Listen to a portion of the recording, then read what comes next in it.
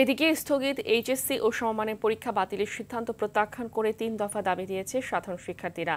সব পক্ষের সাথে আলোচনা না করে পরীক্ষা বাতিলের সিদ্ধান্তের বিরোধিতা করে বিবৃতি দেয় তারা।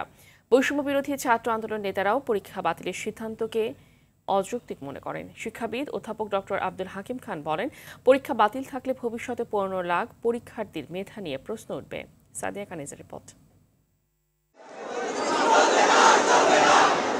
আন্দোলনে স্থগিত এইচএসসি পরীক্ষা ১১ সেপ্টেম্বর থেকে নেয়ার সিদ্ধান্ত হলে বাদ সাধে পরীক্ষার্থীদের একটি অংশ।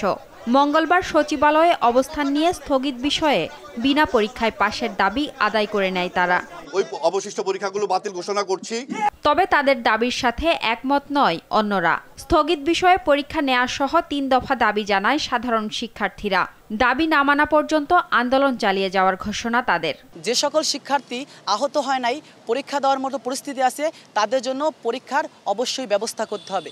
পরীক্ষা না নিয়ে যেই অটো প্রমোশনের সিদ্ধান্ত নেওয়া হয়েছে, এটা সম্পূর্ণরূপে অযৌক্তিক। ইভেন এটা শুধু আমাদের নটরডেম কলেজের দাবি না, এটা হচ্ছে আমাদের বলা যায় মানে মেধাবী শিক্ষার্থী যারা আছে, মেধাবী বলবো না, এখানে প্রত্যেক সাধারণ শিক্ষার্থীর কথাই বলা যায়। অটো পাসের সিদ্ধান্ত নেওয়া হলো, কিন্তু আমাদেরকে প্রতিনিধিত্ব করে না, সমগ্র সাধারণ শিক্ষার্থীদেরকে প্রতিনিধিত্ব করে না। মেধা সবসময় মূল্যায়ন হয় রিসেন্ট পারফরমেন্স দিয়ে, অতীতের কোনো পারফরমেন্স দিয়ে না। কারণ অতীতে অনেকের সাথে অনেক কিছু হতে পারে। রিসেন্টলি যে মেধাবী, এখন ধরেন স্কুল লাইফে যে ভালো ছিল, ইন্টারের সিলেবাস কিন্তু ব্যাপক, ইন্টারের পড়াটা কিন্তু ব্যাপক।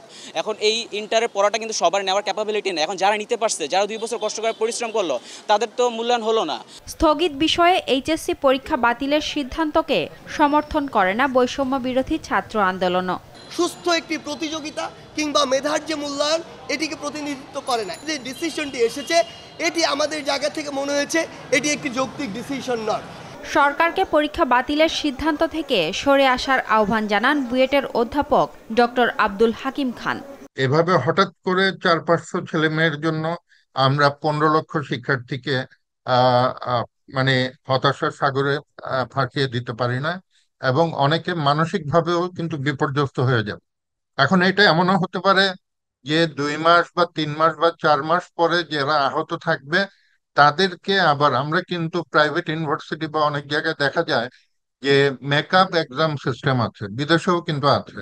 কোনো কারণে যদি কেউ ডেঙ্গু আক্রান্ত হয় বা কোভিডে আক্রান্ত হয় বা ইয়াতে হয়, তাদের সিক বেডের ব্যবস্থা আছে। এবং তারা যদি বলে যে না, আমরা প্রিপেয়ার্ড না, এখন আমরা ট্রমা কাটিয়ে ওঠার পরে আমরা ৬ মাস পরে আমরা ইউনিভার্সিটি ভর্তি পরীক্ষার আগ মুহূর্তে আমরা পরীক্ষা দিয়ে আমরা আমাদের ইয়া করতে পারি। এইভাবে সংস্কারের বিকল্প চিন্তা করা যেতে পারে। অথবা যদি থাকে এমন, শুধুমাত্র তাদেরকে ম্যাপিং করে তাদেরকে অটো পাস দিয়ে দেয়া যায়। কারণ এই যে অটো পাসের কথাটা আসছে, অটো পাসের সিল থাকলে এই যে ১৫ লক্ষ শিক্ষার্থী, তারা কিন্তু সারা জীবন একটা ক্ষত বয়ে বেড়াবে।